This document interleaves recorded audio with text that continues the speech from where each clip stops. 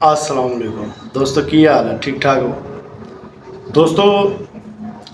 बाद साढ़े ट्रांसपोर्टर या ड्राइवर भरा पूरा पूरा महीना गड्डी कुटते हैं, सफ़र मारते हैं, अपनी जान मारते हैं, नींदरे कटते हैं, घर बार छड्डते हैं, लेकिन गड्डी कोलों बचत नहीं लै सकते।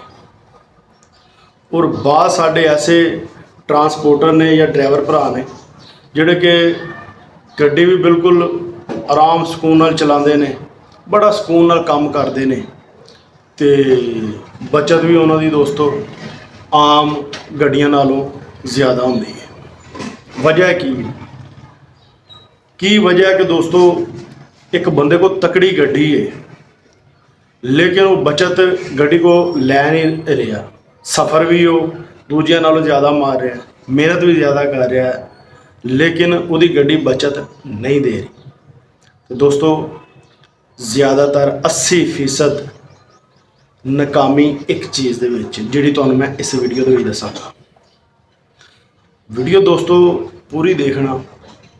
इस वीडियो दे विच एक चीज़ तुहानूं मैं ऐसा नुकता दवांगा जिहड़ा कि 80% तुहाडी गड्डी दी बचत वो चीज़ खा जाती है। ठीक है, और तुसीं मनोगे कि वाकई मैं जिहड़ी गल कर रहा बिल्कुल ठीक कर रहा। दोस्तों आम साढ़े ट्रांसपोर्टर ड्राइवर भरावां नूं पता ही नहीं है कि अगर एक चीज़ सिर्फ कवर कर लिया जाए ना, तो दोस्तों तुहाडी अगर महीने की बचत 40 तो 50 हज़ार तुसीं नहीं क्रॉस कर रहे, अगर जिहड़ी गल तुहानूं मैं दसांगा, जिहड़ी चीज़ दसांगा उन्होंने तुसीं कवर कर लिया, तो फिर उही तुहाडी जिहड़ी बचत दोस्तों 80 तो 90 हज़ार लख के कोल ना चली जाए, तो दोस्तों मेरा गिरबान फड़ लिया जी।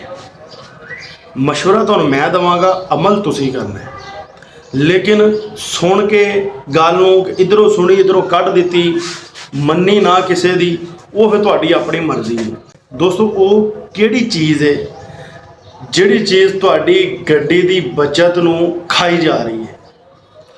ठीक है, तुसीं परेशान हो दोस्तों, तुहाडी परेशानी बिल्कुल 0% हुण रह जाएगी। दोस्तों वो चीज़ है तुहाडी गड्डी दी आयल टैंकी।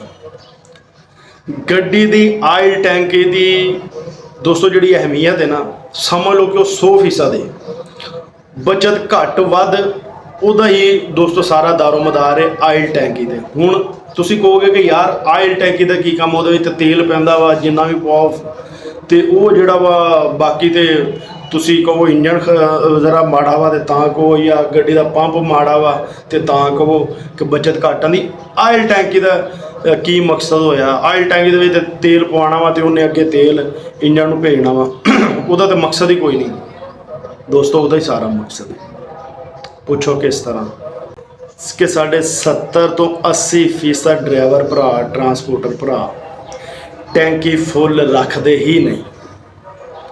ठीक है, इधरों गेड़ा लाया 5000 का पवा लिया, इधरों गेड़ा लाया 8000 का पवा लिया, इधरों गेड़ा लाया 10,000 का पवा लिया, कोई पता नहीं गड्डी ने तेल की पीता हुआ, एवरेज की दी है ना, पता कि गड्डी की एवरेज घट आई है वध आई है, गड्डी का पंप खराब आ, जो पता ही नहीं, जो गड्डी की एवरेज का नहीं पता होएगा तो फिर वो नुक्स का किस तरह पता लगेगा? ठीक है, अपनी मर्जी नाल दो इधरों फेरा लाया वा, इधरों तेल पवाया हो गया। ठीक है, एक बारी कूड़ा कुट क्यों नहीं भरते? गड्डी की टैंकी फुल क्यों नहीं कराना? गड्डी की टैंकी फुल रखो, फेरा लाओ हपला, तो फिर दोस्तों एक महीना इस तरह चला के देखो, तो आपे पता लग जाएगा कि मैं गल गलत कर रहा सी या गल सही कर रहा सी। दोस्तों जिहड़े बंदे साडे ट्रांसपोर्टर या ड्राइवर भरा गड्डी की टैंकी फुल रखते हैं, बेशक वो थोड़ा भी काम करते हैं, उन्होंने बचत ज़्यादा आती है। पूछो क्यों?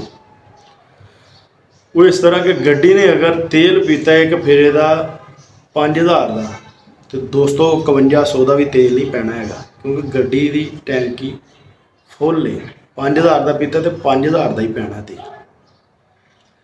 इस तरह दोस्तों गड्डी का इंजन भी बचिया रहिंदा है, और गड्डी की एवरेज का भी पता लगता रहिंदा है, और गड्डी की बचत भी पूरी आती है। तुहाडे पैसे तेल की टैंकी नहीं खाती। तो जिहड़े साडे ट्रांसपोर्टर भरा ड्राइवर भरा इस चीज़ को समझते नहीं ना है ਤੇਲ ਫਰਜ਼ 20,000 ਦਾ ਗੇੜਾ ਲਾਇਆ ਹੈ ਤੇ ਦੋਸਤੋ ਉਹਨੇ 8,000 ਦਾ ਤੇਲ ਪਵਾਤਾ ਹੈ, 2-4,000 ਦਾ ਤੇਲ ਭਾਵੇਂ ਦਾ ਲੱਗਿਆ ਹੋਵੇ 4,000 ਦਾ। ਠੀਕ। ਤੇ ਦੱਸੋ ਹਾਂ ਮੈਨੂੰ ਦੋਸਤੋ ਕਿਸ ਤਰ੍ਹਾਂ ਉਹਨੂੰ ਸਮਝ ਲੱਗੇ ਕਿ ਮੇਰੀ ਗੱਡੀ ਕੀ ਐਵਰੇਜ ਦੇ ਰਹੀ ਹੈ, ਮੇਰੀ ਗੱਡੀ ਦਾ ਪੰਪ ਠੀਕ ਹੈ ਵੀ ਜਾਂ ਨਹੀਂ ਹੈ, ਜਾਂ ਦੋਸਤੋ ਉਹਨੂੰ ਕਿਸ ਤਰ੍ਹਾਂ ਪਤਾ ਲੱਗਿਆ ਕਿ ਉਹਨੇ ਕਿੰਨੀ ਬਚਤ ਕੀਤੀ ਹੈ, ਸਫ਼ਰ ਇੰਨਾ ਮਾਰਿਆ ਤੇ ਕੀ ਐਵਰੇਜ ਆਈ ਹੈ ਗੱਡੀ ਦੇ ਤੇਲ ਦੀ ਕੀ ਐਵਰੇਜ ਆਈ ਹੈ, ਗੱਡੀ ਦੀ ਬਚਤ ਦੀ ਕੀ ਐਵਰੇਜ ਆਈ ਹੈ। ਦੋਸਤੋ ਇਸ ਤਰ੍ਹਾਂ ਨਾਕਾਮ ਹੋ ਜਾਂਦੇ ਨੇ ਟਰਾਂਸਪੋਰਟਰ, ਇਸ ਤਰ੍ਹਾਂ ਡਰਾਈਵਰ ਨਾਕਾਮ ਹੋ ਜਾਂਦੇ ਨੇ ਔਰ ਉਹਨਾਂ ਦੇ ਮਿਹਨਤ ਕਰਨ ਦੇ ਬਾਵਜੂਦ ਵੀ ਉਹਨਾਂ ਦੇ ਹੱਥ ਪੱਲੇ ਕੋਈ ਚੀਜ਼ ਨਹੀਂ ਆਉਂਦੀ। ਅੱਜ ਹੀ ਦੋਸਤੋ ਤੁਸੀਂ ਆਪਣੀ ਗੱਡੀ ਦੀ ਟੈਂਕੀ ਫੁੱਲ ਕਰਵਾਓ ਔਰ 1 ਮਹੀਨਾ ਫੁੱਲ ਕਰਵਾ ਕੇ ਚਲਾ ਕੇ ਦੇਖੋ ਦੋਸਤੋ, ਭਾਵੇਂ ਕਿਸੇ ਕੋਲ ਪੈਸੇ ਲੈ ਕੇ ਫੁੱਲ ਕਰਵਾ ਲਓ। ਤੇ ਜੇ ਤੁਹਾਡੀ ਦੋਸਤੋ ਬਚਤ 40 ਤੋਂ 50,000 ਆ ਰਹੀ ਹੈ ਤੇ ਇਨਸ਼ਾਅੱਲਾ ਤਾਲਾ ਉਹ ਲੱਖ ਦੇ ਕਰੀਬ ਨਾ ਪਹੁੰਚ ਗਈ ਤੇ ਮੇਰਾ ਗਿਰਬਾਨ ਫੜ ਲਿਆ ਜੀ। ਇਹ ਸਾਡੀ ਇੱਕ ਛੋਟੀ ਜਿਹੀ ਵੀਡੀਓ, ਇੱਕ ਛੋਟਾ ਜਿਹਾ ਮੈਸੇਜ ਆਪਣੇ ਡਰਾਈਵਰ ਭਰਾਵਾਂ ਨੂੰ, ਆਪਣੇ ਟਰਾਂਸਪੋਰਟਰ ਭਰਾਵਾਂ ਵਾਸਤੇ। कैसा लगा ਤੁਹਾਨੂੰ ਦੋਸਤੋ ਕਮੈਂਟ ਸੈਸ਼ਨ ਵਿੱਚ ਜ਼ਰੂਰ ਦੱਸਣਾ। ਸਾਨੂੰ ਦਿਓ ਇਜਾਜ਼ਤ। ਅੱਲਾ ਹਾਫਿਜ਼।